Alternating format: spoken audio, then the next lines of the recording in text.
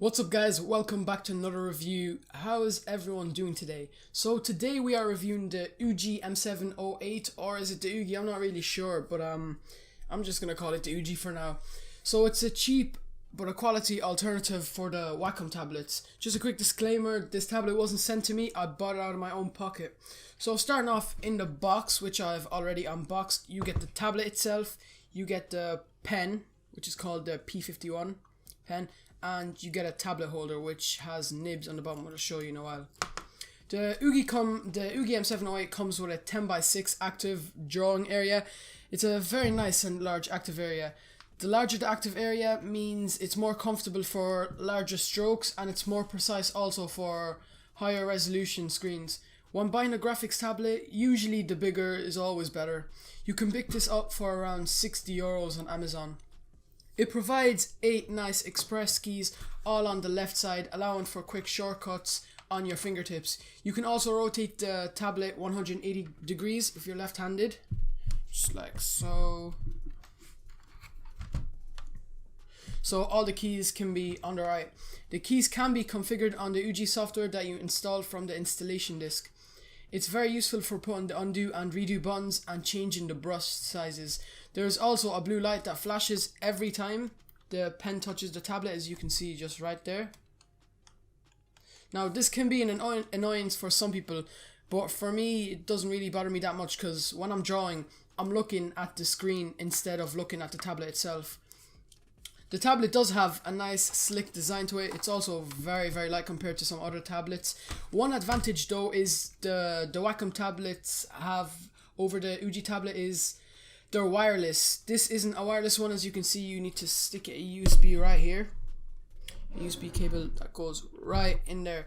Now if you don't like the cable and you'd like a wireless tablet, you can pick this up for an extra €40 on Amazon as well. So there is a wireless bundle, but yeah, it needs to be connected at all times.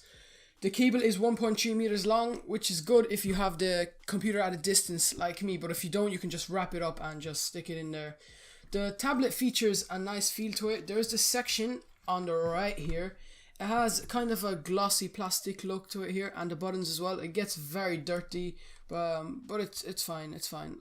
There's no use to it. It's just a nice design, I guess. That's it. And the rest of the board just has a kind of a graphite finish to it. On the back, there's 4 rubber grips to stop it from slipping, and also the Ugee logo in the middle right there, and just some other information.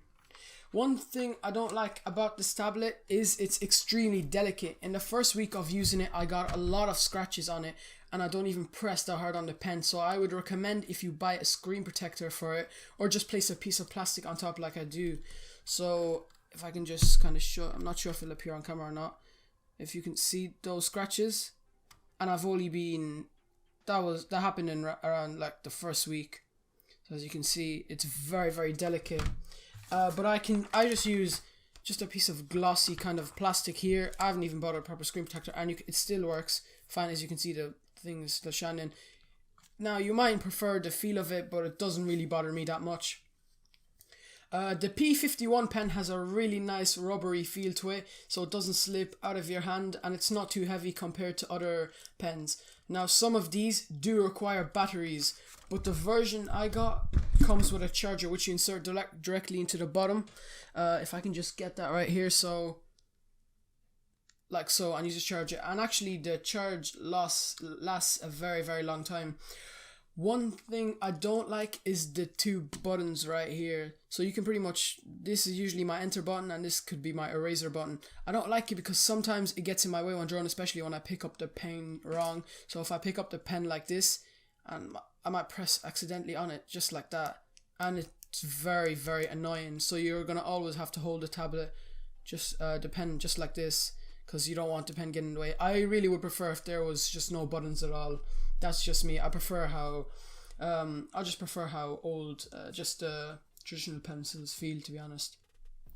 It does come with a pen holder, and if you open the pen holder, there's actually extra pen nibs and a nib remover as well.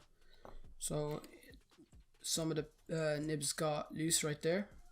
So here are the nibs. We have 1, 2, 3. We have 8 nibs, and then we have the nib remover just in the middle right there, if I can get that out.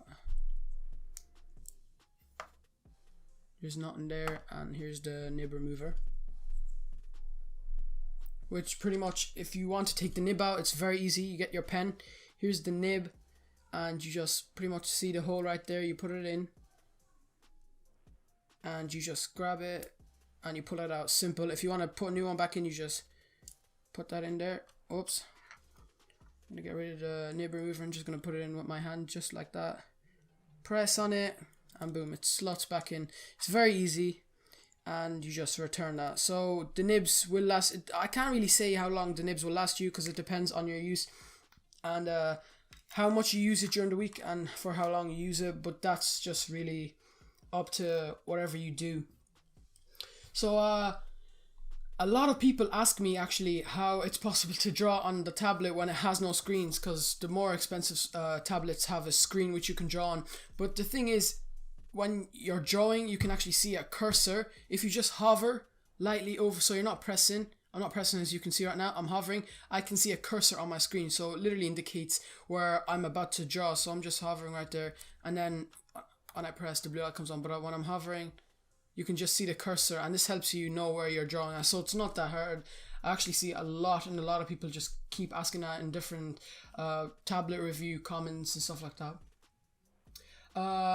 The thing about this tablet is it has no input lag when drawn, so it works very, very smoothly. It also has a 2080 sensitivity, so the pen pressure works very, very well. So of course you don't want to be pressing too hard, or you can get really deep scratches, which I have here, and I made a mistake. But if you go lightly, you can see that the pen works just like a normal pencil, light strokes, and then when you just, the more you press, the darker the lines get. This tablet works for both Mac and PC, although Windows is more customizable, so I'd really recommend if you have Windows. So I'm on my PC here, and if I go right here and click on the software, click yes, and here is the software for the Ugee M708. So I'm going to go through all these sections really quickly. So if we go into Express Keys right here, you pretty much have the Express Keys, and you can change them. So by clicking on it, you can go in, there's different mouse functions, multimedia, internet. You can just have a look at that by yourself. It's very, very self-explanatory, and I click OK. But I already have them as default, so it works for me like that. I like it the way it is. If we go into scope right here, so this is pretty much the pen area, the area you want the pen to work on right here. But obviously most likely you'll want the full area, so just click full area here. You can do whatever, reserve edges, screen ratio, and all that. Now here's the important part, the working area orientation. So if you're left-handed, you want to make sure that you click on the left right here. Now if you're right-handed, it's going to be on default on the right side anyways, so you want to make sure you're on the left-handed way, because everything's going to be upside down if you switch the tablet and you don't switch the orientation in the software. If we go into hotkey cells, hot cells, I don't really use this, don't know what it's for. I'm actually not sure what this is for, so I just don't use it. My tablet works fine without that. If you go into the pressure sensitivity right here, you can change the click sensitivity. You can change it from light to heavy. Now if you don't have a screen protector, I would definitely recommend you switch it to light, because it pretty much changes how you press on the tablet. So the more you press on the tablet, the darker it's gonna get, but I would definitely keep that on light. If we go into the button right here, these are the buttons on the pen. There's the barrel button button 1, that's the top button, and you can just go into mouse commands. There's different mouse commands right there. Then if we go into the barrel button 2, there's the different mouse commands right here, so you can just change that. Then there's the double click time and the coordinates. I'm just going to click apply real quickly there. Okay, and it stopped working for some reason. So now if we go into the monitor settings, now if you have 3 monitors like me, you might have a few problems with it, but it's simple after you get it figured out.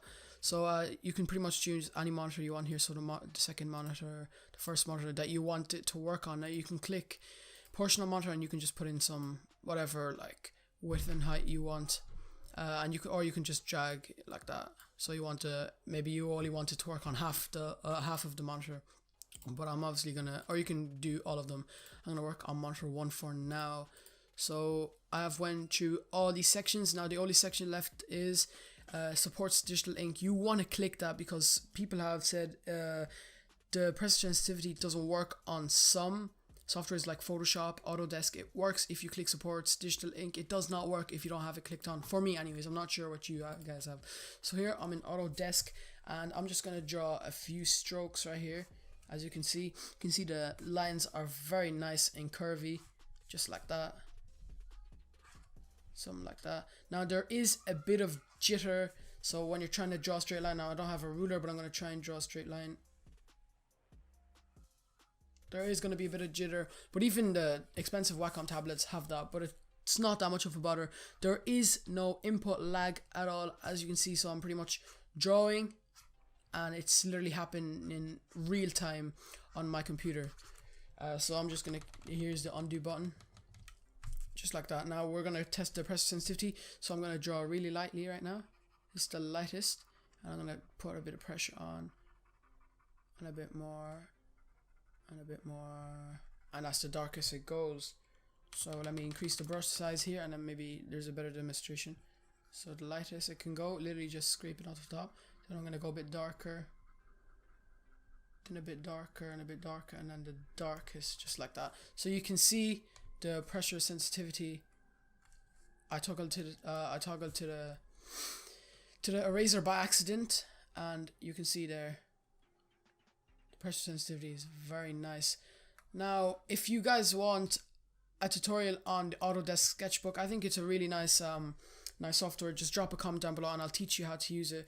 But that's pretty much it for the Ugee M708. It's a really nice drawing tablet, and I would really recommend it if you're on a budget. So guys, thank you so much for watching. If you enjoyed this video, please drop a like and make sure to subscribe for more awesome reviews. Thank you guys very much for watching, and I see you in the next video. Bye bye.